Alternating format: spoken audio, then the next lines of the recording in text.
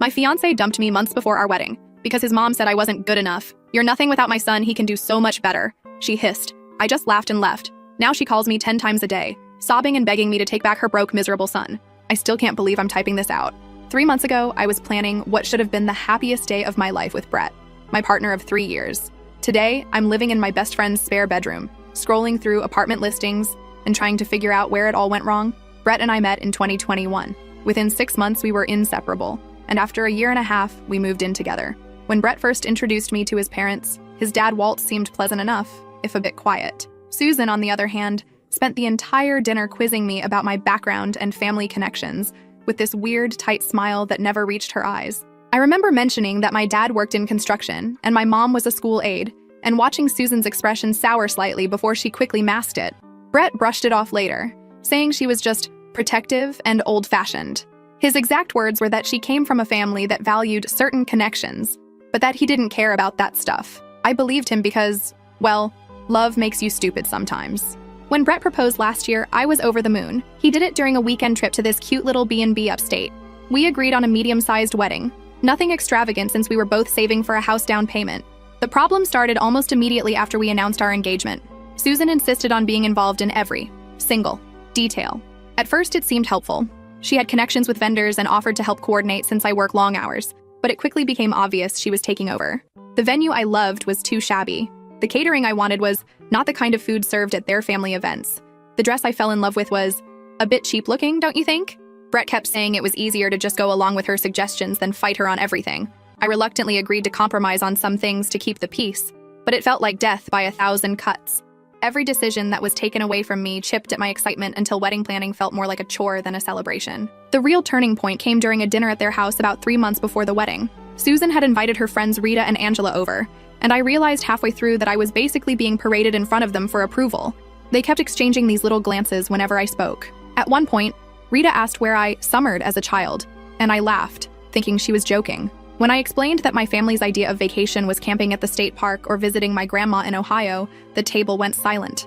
After dinner, Susan cornered me in the kitchen while I was helping clean up. She started with what seemed like casual conversation about Brett's ex-girlfriend, Melissa, who apparently came from some influential family with a vacation home in the Hamptons. Then she mentioned how Brett had always been destined for great things, and how she hoped I wouldn't hold him back. I remember feeling like I'd been slapped. When I asked her what exactly she meant by that, she dropped all pretense. She told me that while I seemed nice enough, I clearly wasn't from the right sort of background to help Brett's future. That my lack of refinement would eventually embarrass him in important circles. That I wouldn't know how to entertain properly or make the right connections. I was so shocked I couldn't even respond at first. When I finally found my voice and told her she was being incredibly rude, she just laughed this condescending little laugh and said something about how my defensiveness proved her point. She said Brett deserved someone who could match his potential, not drag him down. I walked out of the kitchen and immediately told Brett we needed to leave. In the car, I was shaking as I told him everything his mother had said. I expected outrage, anger on my behalf, something. Instead, he got quiet and said she didn't mean it like that, and that she was just worried about our future. He asked if maybe I had misunderstood her tone. That night was our first major fight. I couldn't believe he was defending her behavior. He eventually admitted that his mother had been expressing concerns about our compatibility for months. Apparently, she'd been filling his head with doubts about whether I would fit in with the future he imagined. The worst part? He was actually listening to her. Over the next 2 weeks, things deteriorated rapidly. Brett became distant and started staying late at work. When he was home, he'd bring up random concerns about our relationship that never existed before, like whether our different backgrounds would cause problems with raising kids, or if I'd be comfortable at his company events. It all came to a head when Susan invited us over for another dinner, supposedly to clear the air. Brett practically begged me to go, saying she wanted to apologize. Like an idiot, I believed him and went. There was no apology. Instead, Susan spent the entire evening making backhanded comments about my clothes, my table manners, even the way I spoke. When Brett stepped outside to take a phone call, she leaned across the table and said, with this chilling certainty, that I was nothing without her son, that he could do so much better than me, and that I should walk away before I ruined his life with my ordinariness. When I started crying, she actually rolled her eyes and said my emotional behavior just proved her point about my lack of composure. When Brett returned, I was gathering my things to leave. When he asked what happened, Susan put on this concerned face and said I had overreacted to some gentle advice about wedding planning. I was done. In the car, I told Brett exactly what happened and said he needed to choose. Either we cut contact with his mother until she could respect me, or the wedding was off. I expected him to finally stand up for me. He didn't. Instead, he said maybe his mother was right. Maybe we were rushing into things. Maybe we did come from two different worlds to make it work. The man I loved, who had sworn he didn't care about status or background, was suddenly parroting his mother's classist nonsense. I took off my engagement ring and placed it on the dashboard. I told him to drop me at Angela's place instead of our apartment. He didn't even try to stop me when I got out of the car. The next day, while Brett was at work, I packed most of my things from our apartment. I left my key and a note saying I would arrange to get the rest of my stuff later. I blocked his mother's number immediately, though I kept Brett unblocked in case he came to his senses. He texted a few days later with a pathetic message about how he was confused and needed time to think. I replied that there was nothing to think about. Either he was willing to build a life with me based on love and respect, or he wasn't. His response? That maybe we should take a break until after his big work project was finished, then reassess. That was my answer. 3 years together, and he couldn't even properly break up with me, just wanted to keep me hanging on while he reassessed. I told him not to contact me again. According to mutual friends, Brett has been telling people we mutually decided to call off the wedding due to different life goals. Meanwhile, I've thrown myself into rebuilding my life. Yesterday, I got a voicemail from Susan. I don't know how she got my new number, but she was sniffling and asking if we could talk about Brett. I didn't listen to the whole thing before deleting it. Whatever drama is happening in their perfect little world isn't my problem anymore.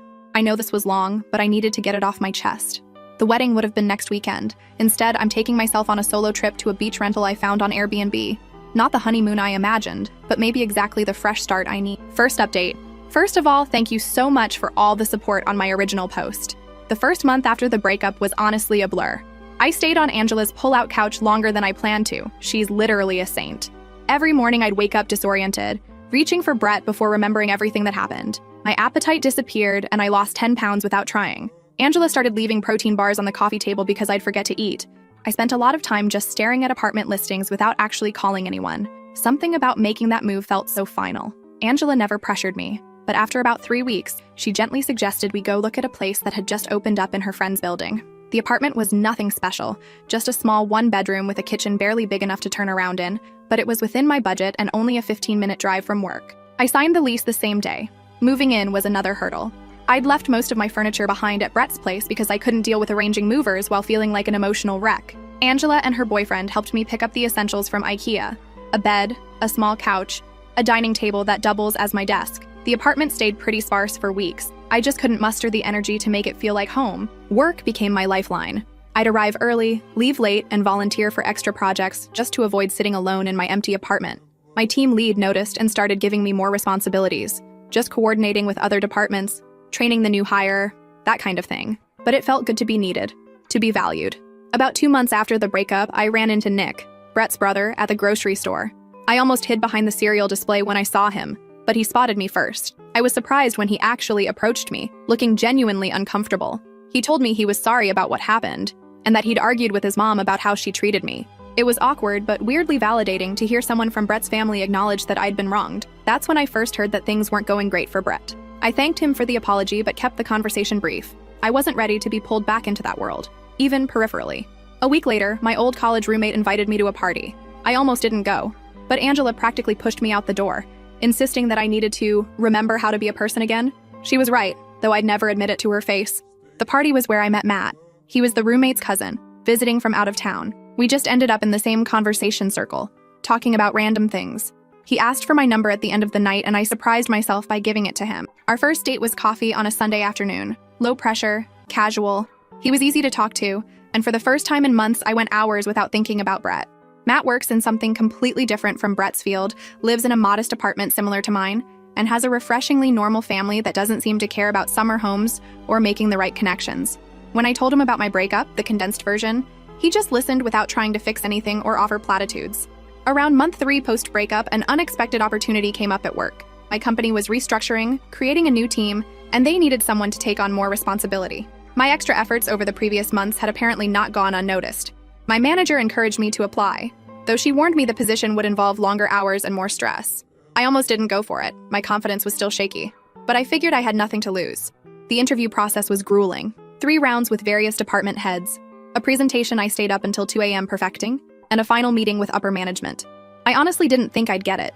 There were other candidates with more experience, but 2 weeks later, my manager called me into her office to offer me the position. The promotion came with a significant raise that meant I could finally stop stressing about making rent each month. It wasn't life-changing money, but it was enough to start rebuilding my emergency fund, which had been depleted during the post-breakup chaos.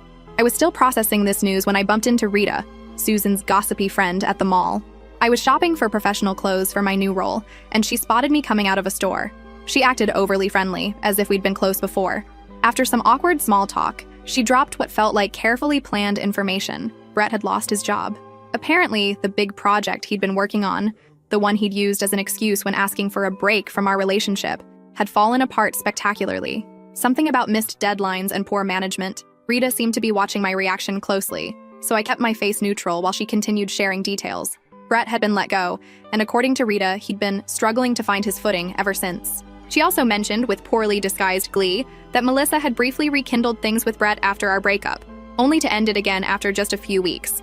Rita suggested that perhaps I'd dodged a bullet and winked at me. Later that week, I had another strange encounter. I was having dinner with Matt at this new restaurant downtown when I spotted Susan across the room. She was with Walt and another couple I didn't recognize. Our eyes met briefly, and I quickly looked away, my heart suddenly racing. I expected her to ignore me or maybe give me one of her famous cold stares. Instead, she actually approached our table while Walt looked on with an expression of mild horror. She greeted me like we were old friends, commenting on how wonderful I looked. She asked about my new job, how did she even know about that, and complimented my outfit. Matt looked confused but polite as I awkwardly introduced him. Susan's smile tightened almost imperceptibly when she realized I was on a date, but she maintained her friendly facade. Before leaving, she mentioned that everyone misses me and that she hoped we could catch up properly someday. I managed a non-committal response, and she finally returned to her table. Matt took it in stride when I explained who she was, though he did comment that she seemed intense. The weirdness continued. About a week later, Angela forwarded me a Facebook message she'd received from Brett, asking how I was doing and if I was seeing anyone. She hadn't responded, knowing I wouldn't want her to share details of my life with him. I was grateful for her loyalty but unsettled by his sudden interest. Through mutual friends, I learned more about Brett's situation. After losing his job, he'd apparently moved back in with his parents while job hunting. The perfect life Susan had envisioned for him was crumbling, and from what I heard, she was not handling it well. I tried not to think about them too much. My relationship with Matt was progressing naturally. No rush, just genuine connection. We'd been seeing each other for about 2 months, taking things slow. He came over to my apartment regularly, helping me slowly make the space feel more like home. We installed shelves for my books one weekend, and hung some artwork the next. Small touches that made the place feel less temporary. My new position at work was challenging, but fulfilling. Some days I'd come home completely drained, questioning if I was up to the task. But overall, I was proud of myself for taking the leap. My team respected me, and I was finally starting to believe I deserved the opportunity. Then last Friday, everything shifted again. I was leaving work when my phone buzzed with a notification, a voicemail from an unknown number. I almost deleted it without listening, probably just another spam call about my car's extended warranty. But something made me play it. It was Susan, her voice thick with what sounded like tears. She said she'd been trying to reach me, that she needed to talk to me about Brett, that he wasn't doing well, that she'd made a terrible mistake, that she'd do anything to fix things between us. 6 months ago, this woman told me I was nothing without her son. Now she was practically begging for my help. I didn't call her back. Instead, I went to Matt's place as we'd planned, but the voicemail kept playing in my head throughout the evening. Matt noticed something was off and asked what was wrong. When I told him, he didn't tell me what to do or offer solutions. He just asked what I wanted, what would give me peace. I woke up this morning to 3 more missed calls from Susan and a text from a number I didn't recognize, but assumed was Brett's new phone. I haven't opened it yet. I guess my question now is, do I engage at all? Last update. So it's been about a month since my last update, and I need to vent because things have gotten weird. Like, uncomfortably weird. When I ended my last post, I mentioned that Susan had left me a tearful voicemail and I wasn't sure whether to respond. After debating for 3 days about whether to return Susan's call, I finally decided to text Brett's number, the unknown one that had texted me, with a simple message asking what was going on. I figured a text was safer than a call, easier to ignore if things got uncomfortable. Within 5 minutes, literally 5 minutes, my phone rang. It was Susan, not Brett. Apparently she's been using his phone to contact me since I had blocked her number. I almost didn't answer, but curiosity got the better of me. That was my first mistake. The Susan on the phone was nothing like the cold, judgmental woman I remembered. Her voice was shaky, almost desperate. She started by asking how I was doing, commented on how well I looked when she saw me at the restaurant, which was still creepy, and then launched into what I can only describe as the most uncomfortable apology I've ever received.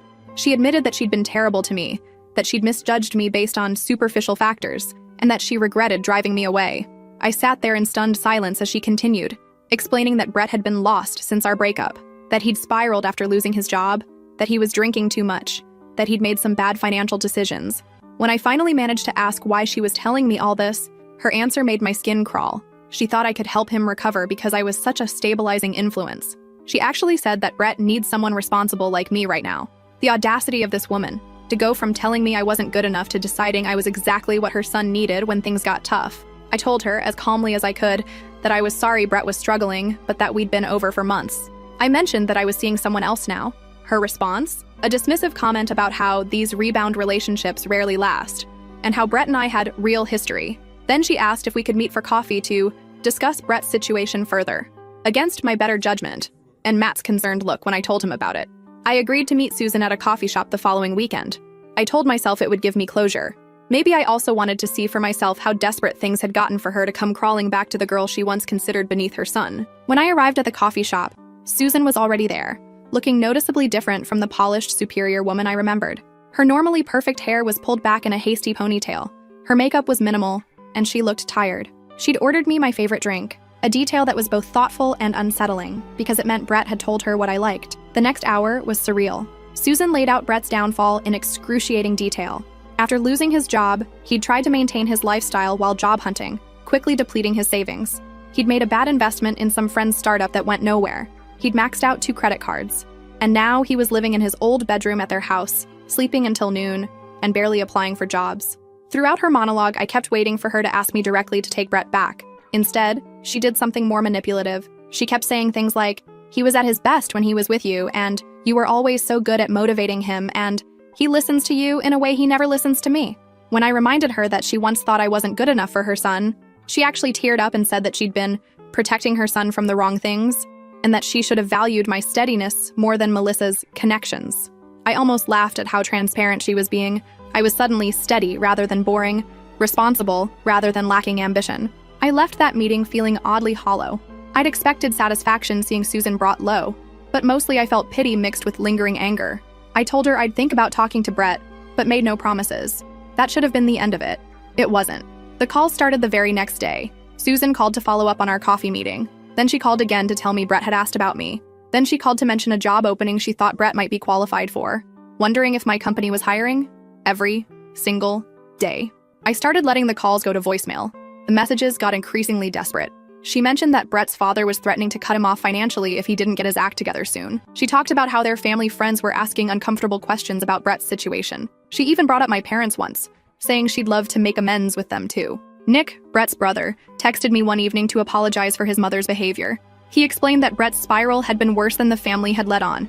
Apparently, Brett had started drinking heavily after our breakup, which contributed to his poor performance at work. Nick mentioned that Susan was partly blaming herself for pushing me away, seeing it as the start of Brett's decline. But he was quick to add that Brett was responsible for his own choices, and that I shouldn't feel guilted into getting involved. I appreciated Nick's honesty, and the fact that someone in that family recognized I wasn't responsible for fixing Brett. Meanwhile, things with Matt were getting more serious. He'd been incredibly understanding about the whole situation, never pressuring me one way or another. We'd started talking about possibly moving in together when his lease ended in a few months. The contrast between his calm support and the chaos of Brett's family wasn't lost on me. About 2 weeks after our coffee meeting, Susan escalated to showing up at my workplace. I was walking to my car after work when I spotted her waiting in the parking lot. My heart dropped. This was crossing a major line. She approached me with this frantic energy, clutching a folder that apparently contained Brett's resume and asking if I could put in a good word for him at my company. I was livid. I told her firmly that her behavior was inappropriate and that she needed to stop contacting me. Her face crumpled, and she started crying right there in the parking lot, saying she didn't know what else to do, that Brett wasn't listening to her, that she was desperate to help her son. A few of my co-workers witnessed this uncomfortable scene, which was mortifying. I ended up guiding Susan to a bench away from the main entrance and telling her, as calmly as I could, that I couldn't help her or Brett, that our relationship was over, and that she needed to respect my boundaries. She left eventually. For the rest of the week, I got curious looks from coworkers who had seen the parking lot scene. Angela, who also works at my company, fielded questions from people wanting to know who the crying woman was. It was embarrassing and infuriating. Then Brett himself finally reached out. He sent a long text message apologizing for his mother's behavior and for how things had ended between us. He admitted he'd made a huge mistake listening to his mother instead of standing up for our relationship.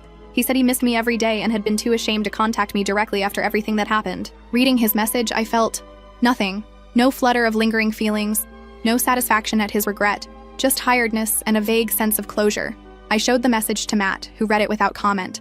I decided not to respond to Brett right away. I needed time to think about what, if anything, I wanted to say. But Susan didn't give me that time. She called again the next morning, asking if I'd received Brett's message and what I thought about it. When I told her I thought it was inappropriate for her to be involving herself in our communication, she got defensive and said she was just trying to help. That was when something in me snapped. I told Susan, in a voice so calm it surprised even me, that I was blocking her number after this call.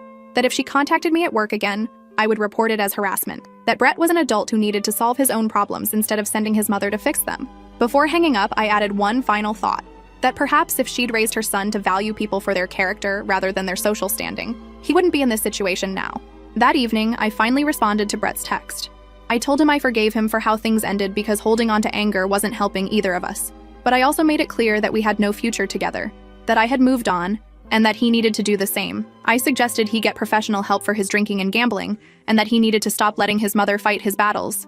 I ended by wishing him well and asking him not to contact me again. I blocked both their numbers immediately after sending that message. It felt like closing a door that had been left ajar for too long. The next day, though, I got an Instagram DM from Susan. She'd created a new account just to message me. This time, her tone was angry. She accused me of being heartless, of abandoning Brett when he needed me most. She said I was throwing away years of history out of pride. That last bit almost made me laugh. Susan talking about pride as if she hadn't destroyed our relationship with her own. I didn't respond, just blocked that account too. But she found other ways. Emails from new addresses, even a handwritten letter mailed to my apartment. Each contact was more desperate than the last. The final straw came last weekend. Matt and I were having dinner at my apartment when there was a knock at the door. I opened it to find Brett standing there, looking disheveled and clearly having had a few drinks. Susan was hovering anxiously behind him. I was so shocked I couldn't speak at first. Matt came up behind me, asking who was at the door, and the look on Brett's face when he realized I had someone else there was almost pitiful. What followed was awkward and uncomfortable. Brett tried to talk about our past, about how much he regretted his choices. Susan kept interjecting with comments about how good we were together.